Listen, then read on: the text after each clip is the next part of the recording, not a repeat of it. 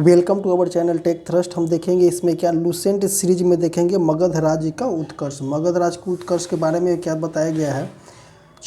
मौर्य वंश का संस्थापक है। इसी तरह लूसेंट सीरीज में हम देखेंगे मगध राज्य का उत्कर्ष। मगध राज्य में क्या हमके पढ़ना है हम देखते हैं, आगे आकर देखते हैं।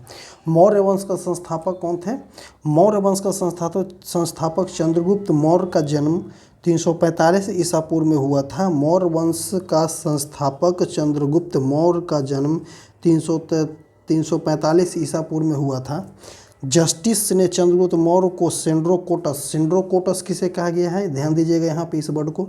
सेंड्रोकोटस किसे किया है, सेंड्रोकोटस जस्टिस को जस्टिन ने चंद्रगुप्त मौर्य को सेंड्रोकोटस कहा है, जिसकी पहचान विलियम जोन्स ने चंद्रगुप्त मौर्य से की है। जस्टिस ने चंद्रगुप्त मौर्य को सेंड्रोकोटस कहा, जिसकी पहचान विलियम जोन्स ने चंद्रगुप्त मौर्य से की है। ठीक है। विशाख दत्त कृत मुद्रा राक्षस में चंद्रगुप्त मौर्य के लिए ब्रिसल मतलब होता है आसन, निम्न कुल से उत्पन्न शब्द का प्रयोग किया है। किसमें, मुद्रा राक्षस में।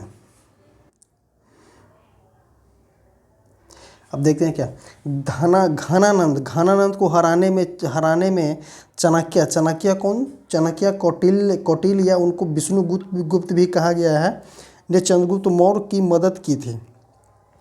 घनानंद को हराने में चाणक्य ने चंद्रगुप्त मौर्य की मदद की थी, जो बाद में चंद्रगुप्त मौर्य का प्रधानमंत्री बने। इसके द्वारा लिखी पुस्तक कौन सा है, चंद्रगुप्त मौर्य कौटिल्य द्वारा लिखी पुस्तक कौन सा है, अर्थशास्त्र है, जिसका संबंध किससे है, राजनीतिक से, न कि इकोनॉमिक्स से संबंध है। सो इसको आप ध्यान दीजिएगा, इस लाइन को ध्यान दीजिएगा कि चाणक्य द्वारा लिखी गई पुस्तक कौन सा है, अर्थशास्त्र। अर्थशास्त्र का संबंध किससे है, राजनीतिक से संबंध है, न कि अर्थशास्त्र का संबंध है इकोनॉमिक्स है।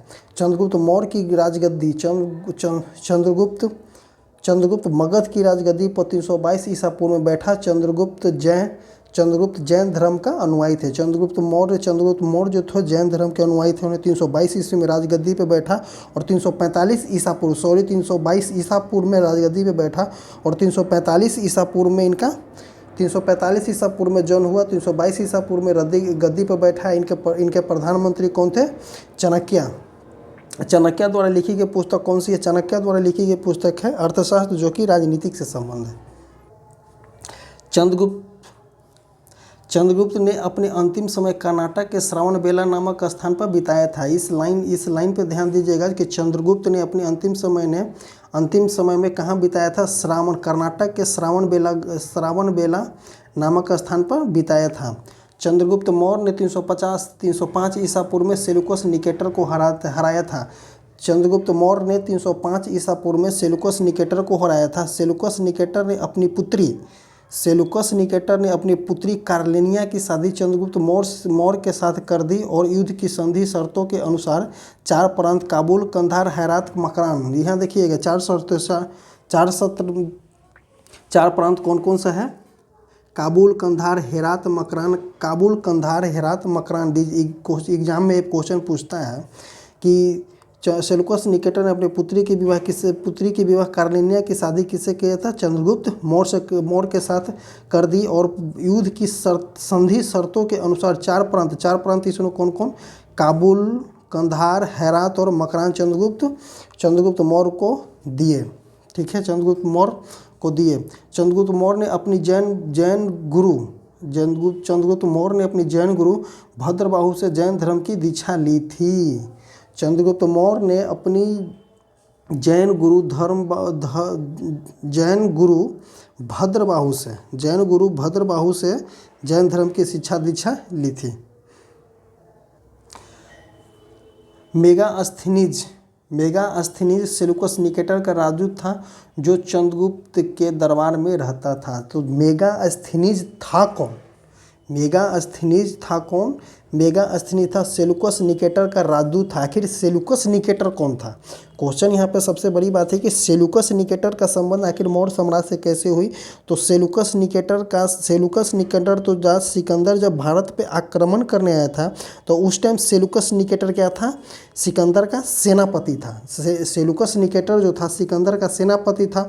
और सिकंदर के मरने के बाद मेगा अस्थिनीज को सिकंदर के मरने के बाद सेलुकस निकेटर फिर आया और चंद्रगुप्त मौर्य के साथ युद्ध किया। उसमें सेलुकस निकेटर को हार ही, और उसने कर्नेलिया के शादी चंद्रगुप्त मौर्य से कर दिया। उसने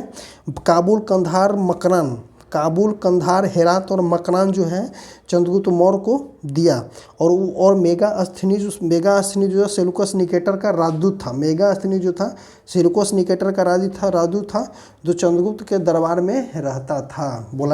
आया था वो मेगा चंद्रगुप्त मौर्य के दरबार में। इस तरह से इसका लिंक करने से हमें याद बहुत अच्छी तरीके से होगा कि सेलुकस निकेटर कौन था। सेलुकस निकेटर सिकंदर का सेनापति था। सिकंदर जब भारत पे आक्रमण करते तभी ना सेलुकस निकेटर आखिर जाना कैसे कि इधर हमें जाना क्या है। तब उसी टाइम सेलुकस निकेटर का सेनापति जो था कौन था? सिकंदर का सेनापति कौन था? सेलुकस निकेटर था। जब सिकंदर रिटर्न हो गया था तो बाद में सिकंदर के मरने के बाद सेलुकस निकेटर इधर आया था और चंद्रगुप्त मौर्य से 305 ईसा पूर्व में लड़ाई झगड़ा किया और हार गया। और अपने बेटी के शादी कर्नेलिया की शादी चंद्रगुप्त मौर्य से किया। और शर्तों के अनुसार उसने काबुल, कंधार, हेरात और मकरान चंद्रगुप्त मौर्य को दिया। अब आगे देखते हैं चंद्रगुप्त मौर्य के बारे में, मेगा अस्थिनीज के बारे में क्या बोलता है। मेगा अस्थिनीज द्वारा लिखी गई पुस्तक इंडिका है। मेगा अस्थिनीज द्वारा लिखी गई पुस्तक कौन सा है? इंडिका है। क्वेश्चन एग्जाम में बहुत बार पूछा है कि मेगा अस्थिनीज द्वारा लिखी गई पुस्तक कौन सा है? इंडिका है। मेगा अस्थिनीज के अनुसार सम्राट का जनता के सामने आने के अवसरों पर शोभा यात्रा के रूप में जश्न मनाया जाता था। उन्हें एक सोने की पालकी में ले जाया जाता था। उनके अंगरक्षक सोने और चांदी के अलंकृत हाथियों पर सवार रहते थे। कुछ अंगरक्षक पेड़ों को लेकर चलते थे। इन पेड़ों पर प्रशिक्षित तोतों का झुंड रहता था जो सम्राट के सिर के चारों तरफ चक्कर लगाता रहता था। राजा सामान्यतः हथियारबंद महिलाओं से घिरे रहते थे। इसीलिए प्रमाण मिलता है कि चंद्रगुप्त मौर्य के दरबार में महिलाएं भी अंगरक्षक थी। उनके खाना खाने से पहले, राजा के खाना खाने से पहले खास नौकर उस खाने को चखते हैं। वे लगातार 2 रात तक एक ही कमरे में नहीं सोते थे। ये भी एक अगर क्वेश्चन बनता है तो स्टेटमेंट वाइज में ये भी क्वेश्चन बनेगा कि वे लगातार 2 रात तक कमरे में नहीं सोते थे और हथियारबंद महिलाओं से घिरे रहते थे। इसका मतलब क्या है कि उन चंद्रगुप्त मौर्य के दरबार में हम महिलाएं भी अंगरक्षक थी। उनके खाना खाने से पहले खास नौकर उस खाने को चखते थे। वह लगातार 2 रात तक एक ही कमरे में नहीं सोते थे। अब देखते हैं हम पाटलिपुत्रा के बारे में। ये तो हो गया राजा के बारे में जो मेगा अस्थिनीज ने बोला है। मेगा अस्थिनीज के पुस्तक इंडिका में लिखा गया है ये सब। अब देखते हैं हम पाटलिपुत्रा के बारे में। आखिर पाटलिपुत्रा क्या है? पाटलिपुत्रा के बारे में, पाटलिपुत्रा एक विशाल प्राचीर से घिरा हुआ है जिसमें 570 बुर्ज और 64 द्वार हैं। 2 और 3 मंजिल वाले एक लकड़ी और कच्चे ईंटे की मकान है। ये सबसे इम्पोर्टेंट लाइन क्या है इसमें? लकड़ी और कच्चे ईंटों से बने हैं। यही बोलता है कि पाटलिपुत्रा में कहाँ राजा के महल है जो किससे बना हुआ है? लकड़ी से बना हुआ है। क्वेश्चन डायरेक्ट यहाँ से बनता है। ईंट बने हुए हैं। राजा का महल भी काठ का बना है जिसे पत्थर की नक्काशी से अलंकृत किया गया है। यह चारों तरफ से उद्यानों और चिड़िया के लिए बने बसेरों से घिरे हुए हैं। ये है पाटलिपुत्रा के बारे में। जो पाटलिपुत्रा में जो झोपड़ी है राजा का चंद्रगुप्त मौर्य वंश के टाइम का, उसके बारे में इसका जिक्र किया गया है। चंद्रगुप्त मौर्य और सेलुकस के बीच हुए युद्ध का वर्णन। चंद्रगुप्त मौर्य, एक क्वेश्चन देखिए, क्वेश्चन बहुत अच्छा बनेगा। चंद्रगुप्त मौर्य और सेलुकस के बीच हुए युद्ध का वर्णन किसमें बने? एप्लिनियास ने किया था। किसने किया है? एपियानास ने किया है। एपियानास ने किया है। प्लूटार्क के अनुसार चंद्रगुप्त ने सेलुकस को 500 हाथी उपहार में दिए थे। प्लूटार्क के अनुसार चंद्रगुप्त मौर्य ने सेलुकस को 500 हाथी उपहार दिए थे। 500 हाथी उपहार इसीलिए दिए हुए क्योंकि इनसे तो शादी संबंध हो गया था इनकी बेटी से, तो ये तो ससुर हो गया था सेलुकस निकेटर, तो दिया होगा। वही प्लूटार्क के अनुसार चंद्रगुप्त मौर्य ने सेलुकस को 500 हाथी उपहार में दिए थे। चंद्रगुप्त मौर्य की मृत्यु 298 ईसा पूर्व में सावन बेला गांव में उपवास के दौरान हुई थी, जो ये बोला जाता है जैन धर्म के अनुसार संलेखना विधि के द्वारा। इसमें लिखा हुआ नहीं है, लेकिन जैन धर्म को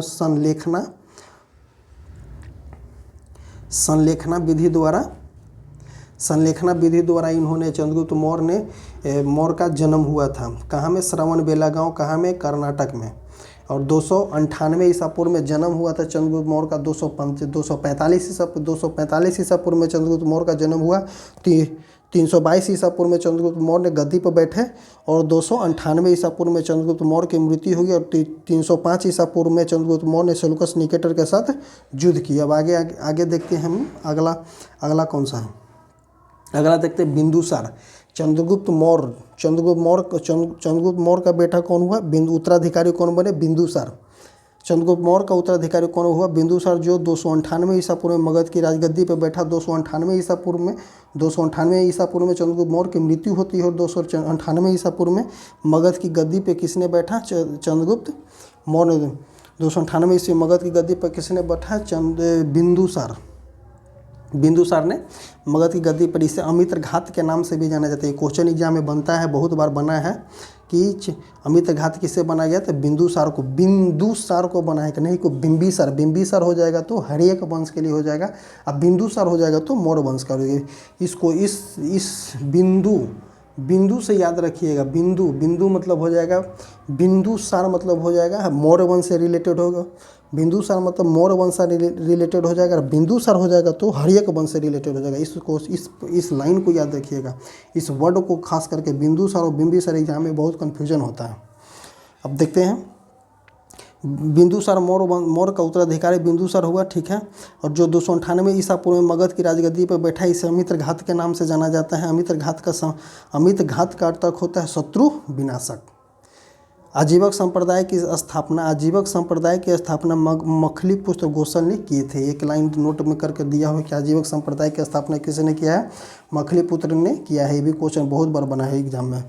सो हर एक लाइन इससे इम्पोर्टेंट है। इस लाइन को कॉन्सेंट्रेट होकर के अगर सुनिएगा आपको पूरी तरह से याद होगा। वायु पुराण के अनुसार भद्रसार मतलब या वारीसार। वायु पुराण के अनुसार भद्रसार कहा गया है। किसको? भद्रसार किसको कहा गया? बिंदुसार को। अस्ट्रेबो के अनुसार सीरियन नरेश एंटियोकोटस ने बिंदुसार के दरबार में डाइमेकस नामक राजदूत भेजा था। अब यहाँ पे इस लाइन को हम देखेंगे, बहुत ही इंपॉर्टेंट लाइन है। अस्ट्रेबो के अनुसार सीरिया नरेश एंटियोकोटस के एंटियोकोटस ने बिंदुसार के दरबार में डाइमेकस नामक राजदूत भेजा था। और मौर्य के दरबार में सेलुकस निकेटर ने भेजा था। किससे? मेगास्थनीज को भेजा था। और बिंदुसार में किसे भेजा है? बिंदुसार में सीरिया नरेश एंटियोकोटस ने बिंदुसार के दरबार में डाइमेकस नामक राजदूत भेजा था। इसे ही मेगास्थनीज का उत्तराधिकारी माना जाता है। और मेगास्थनीज कब आया था? चंद्रगुप्त मौर्य के दरबार में आया था। चंद्रगुप्त मौर्य के दरबार में मेगास्थनीज आया था और इसके दरबार में आया कौन? डाइमेकस नाम का राजदूत आया था। अब देखते हैं जैन ग्रंथों में बिंदुसार को सिंहसेन कहा गया है। ये भी लाइन बहुत इंपॉर्टेंट है। जैन ग्रंथों में बिंदुसार को किसे बोला गया है? सिंहसेन बोला गया है। बिंदुसार के शासनकाल में तक्षशिला जो सिंधु एवं झेलम नदी के बीच में है। ये क्वेश्चन तो बहुत बड़ी एग्जाम में बना है ये वाला भाई, ये वाला क्वेश्चन। तक्षशिला कहाँ कौन कौन सी नदी पे, सिंधु और झेलम नहीं नदी के किनारे है। नहीं कि मारिएगा आप ब्यास नदी, ब्यास मारिए गलत हो जाएगा। सिंधु और झेलम याद कर लीजिएगा, सिंधु और झेलम नदी के तट पर है कौन सा, तक्षशिला में हुए दो विद्रोह का वर्णन है। इस विद्रोह को दबाने के लिए बिंदुसार ने पहले सुसीम को और बाद में अशोक को भेजा था। कहाँ पे, तक्षशिला में। एथेनियस के अनुसार बिंदुसार ने सीरिया के शासक एंटियोकोटस वंश से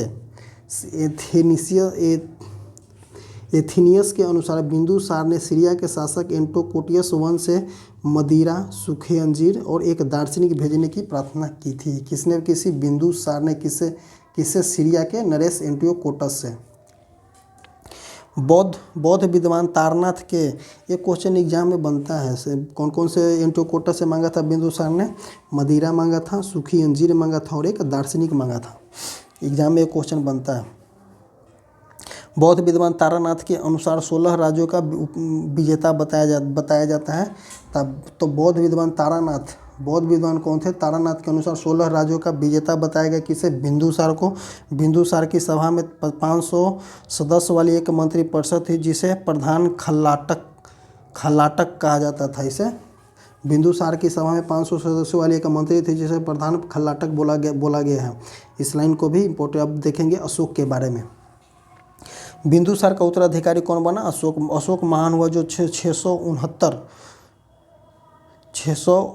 669 ईस्वी 269 ईसा पूर्व में मगध की राजगद्दी पर बैठा। अशोक की माता का नाम कौन था, शुभ्रदांगी था। एक क्वेश्चन भी एग्जाम में पूछा कि अशोक की माता का नाम क्या था, शुभ्रदांगी था। अशोक की माता का नाम क्या था, शुभ्रदांगी था। राजगद्दी पर बैठने के समय अशोक अवंती का राज्यपाल था। राजगद्दी पर बैठने से पहले अशोक कहाँ का राज्यपाल था, अवंती का राज्यपाल था। ये भी क्वेश्चन बहुत बार बना है एग्जाम में। मतलब इस लाइन से एक क्वेश्चन ही इंपॉर्टेंट है, टोटल क्वेश्चन ही इंपॉर्टेंट है। अगर कॉन्सेंट्रेट करके सुना जाए तो बहुत बेस्ट होगा इस क्वेश्चन के लिए, इस टॉपिक के लिए। मास्की, गुज्जर, नेतुर और उडे गोमेस में लेखों में अशोक का नाम मिलता है। अशोक का इतिहास हमें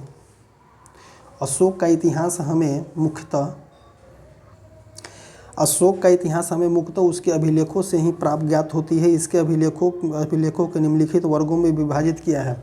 अशोक के इतिहास हमें अभिलेखों से प्राप्त होती है। इन्होंने तीन भागों में अभिलेख को बांटा है। पहला कौन सा, शिलालेख, स्तंभलेख और गुहालेख। शिलालेख, स्तंभलेख और गुहालेख।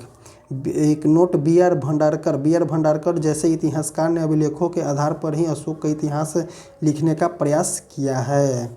ये क्वेश्चन देख लीजिएगा। डी आर भंडारकर जैसे इतिहासकार ने अभिलेखों के आधार पर ही अशोक का इतिहास लिखने का प्रयास मिला है। कर्नाटक के गुलबर्गा जिले में कनगहल्ली से प्राप्त उभदागर मूर्ति शिलालेख, रिफिल्स स्कल्पचर शिलालेख में अशोकों के प्रस्तर रूपरेखा के साथ रानियों अशोक राजा अशोक अभिलेख मिला है। भाबरू अभिलेख कहाँ में है, राजस्थान में। हम देखेंगे कुछ ही बाद हम देखेंगे ये वाले में कहाँ कौन सा अभिलेख है। भाबरू अभिलेख में अशोक ने स्वयं को मगध का राजा बताया है।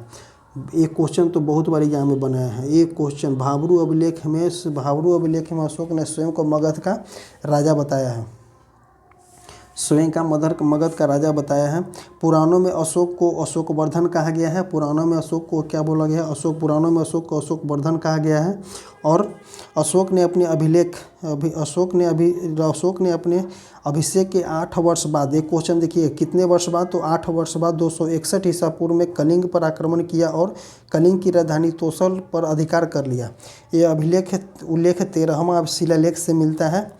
ये क्वेश्चन जो कलिंग पे आक्रमण कब किया गया था, 261 ईस्वी में किया गया है। कब किया गया, अभिषेक के 8 वर्ष बाद 261 ईसा पूर्व में कलिंग पे आक्रमण किया है। प्लिनी के कथन के अनुसार प्लिनी का कथन है कि मिस्र का राजा फिलाडेल्फस टॉलमी टू, मिस्र के राजा फिलाडेल्फस टॉलमी टू ने पाटलिपुत्रा में डायनिसियस नाम का एक राजदूत भेजा था। अब देखिए इसमें भेजा है कौन सा, इसमें भेजा है डायनेसियस नाम का राजदूत भेजा है। और मौर्य साम्राज्य के टाइम आया था चंद्रगुप्त मौर्य के टाइम का आया था मेगास्थनीज आया था। और बिंदुसार के टाइम कौन आया था, बिंदुसार के नाम दरबार में डायमेकस नामक राजदूत आया था। इसमें कौन आया है, अशोक के टाइम आया था डायनिसियस नाम का राजदूत आया था। तीनों में 3 प्रकार का राजदूत आया है, ध्यान देंगे हम। चंद्रगुप्त मौर्य के टाइम आया है कौन सा, मेगास्थनीज। चंद्रगुप्त मौर्य के टाइम मेगास्थनीज आया है। और उसके बाद बिंदुसार के टाइम कौन आया है, बिंदुसार के टाइम डायमेकस आया है, बिंदुसार के टाइम डायमेकस आया है। और अशोक के टाइम आया है डायनिसिया नाम का राजदूत आया है। तीनों में अलग अलग राजदूत आया है। सो इसे हम ध्यान देना होगा कि कौन सा राजदूत किस में आया है। सो आगे हम देखते हैं अशोक के प्रमुख शिलालेखों का स्थान एवं संबंधित राज्य।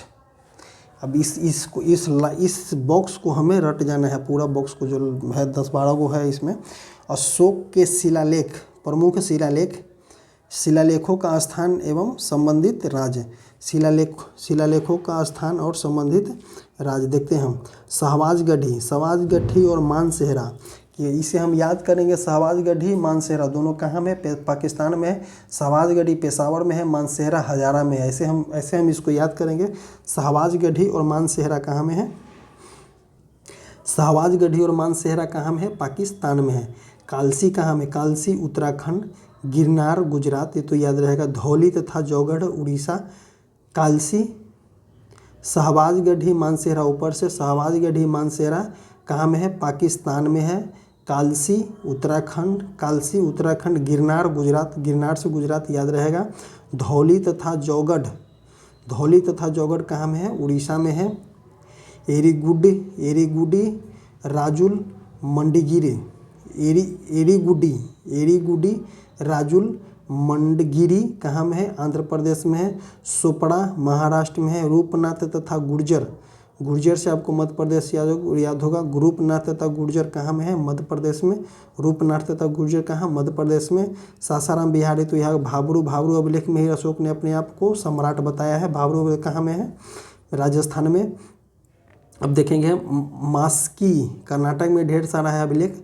मास्की, गोबी मठ, ब्रह्मागिरी, सिद्धपुर, जंगटी गामेश्वर, कन्नगहल्ली, पालकी गुंडू कहाँ, कर्नाटक में है। मास्की गोबी मठ, अब देखें कर्नाटक वाला एक बार और देख लेंगे। मास्की गोबी मठ ब्रह्मागिरी, लाइन से याद कीजिएगा। मास्की गोबी मठ ब्रह्मागिरी, सिद्धेपुरु, जंटी गामेश्वर, कन्नगहल्ली, पालिक गुंडू। मास्की गोबी मठ ब्रह्मागिरी, सिद्धपुर, जंटी गमेश्वर, कनगहल्ली, पालीगुंडू कहाँ का, कर्नाटक का है। अहरौरा अभिलेख कहाँ में, उत्तर प्रदेश में। वंस अगेन हम इस बॉक्स को देखेंगे ऊपर से। शहबाजगढ़ी मानसेहरा कहाँ, पाकिस्तान में। शहबाजगढ़ी पेशावर में हो जाएगा, मानसेहरा हजारा में हो जाएगा। शहबाजगढ़ी मानसेहरा पाकिस्तान में। कालसी उत्तराखंड में। गिरनार गुजरात। धौली तथा जौगढ़ उड़ीसा में। एरीगुडी राजुल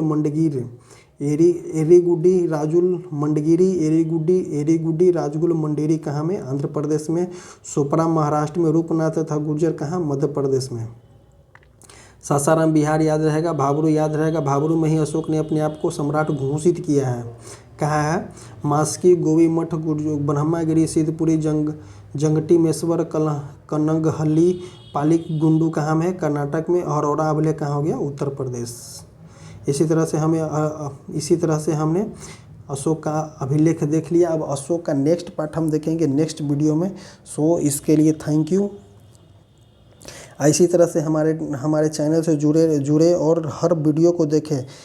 लूसेंट सीरीज को तो इस तरह से देखें कि क्वेश्चन यहीं से क्वेश्चन बनेगा ही बनेगा।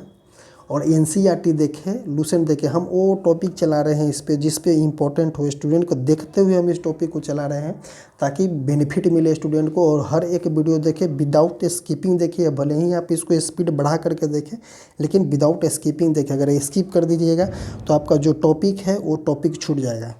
इस जो वीडियो को स्किप करके ना देखें, डायरेक्ट देखें इस तरह से किस तरह से समझाया गया है, कौन सा क्वेश्चन बनता है, किस तरह से क्वेश्चन बनता है, ये भी हमने वीडियो में डिस्कस किया है। अब इसी तरह से हम हमसे जुड़े रहें। और जुड़ने के लिए टेलीग्राम चैनल जो कमेंट बॉक्स में पिन किया हुआ है और डिस्क्रिप्शन में पिन किया हुआ है, हमारे टेलीग्राम चैनल से डायरेक्ट जुड़ना है अपडेट के लिए, वीडियो का अपडेट के लिए। और वहाँ पे टेस्ट भी रेगुलर वाइज में चलता है। इसके लिए thank you, bye bye, take care. Next part में मिलेंगे अशोक का ही। तो इसके लिए थैंक यू, धन्यवाद।